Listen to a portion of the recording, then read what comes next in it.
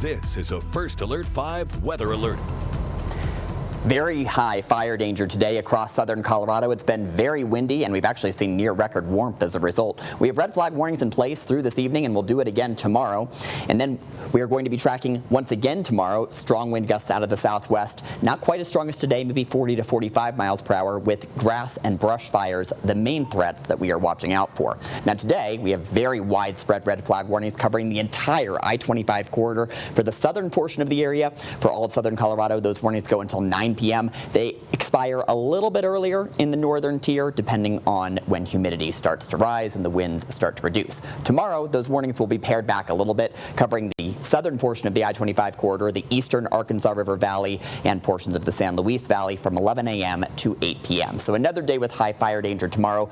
Both days, because of this area of low pressure that is pivoting off to the northeast, and it's to the northwest of Colorado. So it's bringing us this dry downslope breeze, which we classically see here in Colorado in the spring.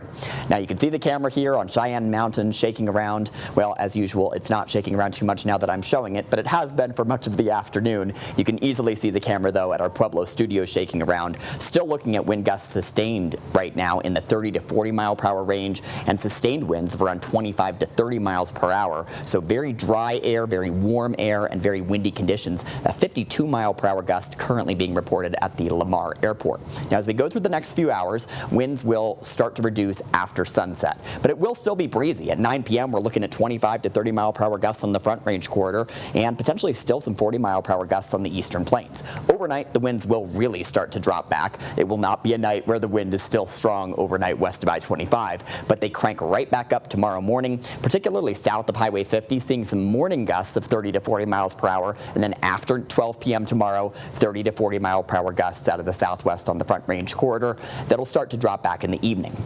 Then a cold front will make its way through between 6 and 8 p.m. between the Springs and Pueblo. That will increase humidity and reduce fire danger, but will also reduce our wind speeds. Right now, because of the downslope warmth, we're in the 70s and 80s on the Front Range corridor, upper 80s on the eastern plains, very close to record highs today in the Pikes Peak region and Pueblo areas. Over the next few hours, if you want to get out for an evening stroll, you can, but we will see areas of blowing dust because of the gusty breezes. So I'd say maybe 8 p.m. is probably going to be your best bet. Right after sunset, you'll still have light. It'll be a little bit cooler, but the winds will drop back. It'll be a bit more pleasant. Overnight, we'll drop down into the lower 40s on the corridor and eastern plains, upper 30s in the hills. If you've got sensitive vegetation that you've just planted, you may want to cover that tonight, particularly over Monument Hill and Woodland Park, where we could see some areas of frost. Tomorrow, we'll see cooler temperatures in the 60s and 70s, mainly sunny conditions, and again, it will be another day with some significant breezes. We'll bring back moisture in the middle and end of the week. I've got a 2 out of 5 storm impact on Wednesday and Thursday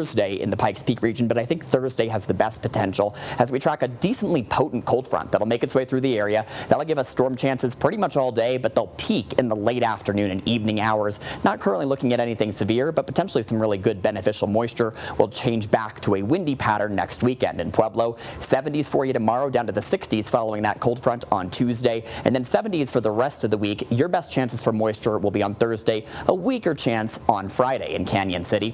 60s and 70s for you as well. Wednesday through Friday could all have a shower chance. Wednesday and Thursday have the best potential, finally, for Woodland Park. 50s and 60s throughout the week. Shower chances possible in the afternoon Tuesday through Saturday.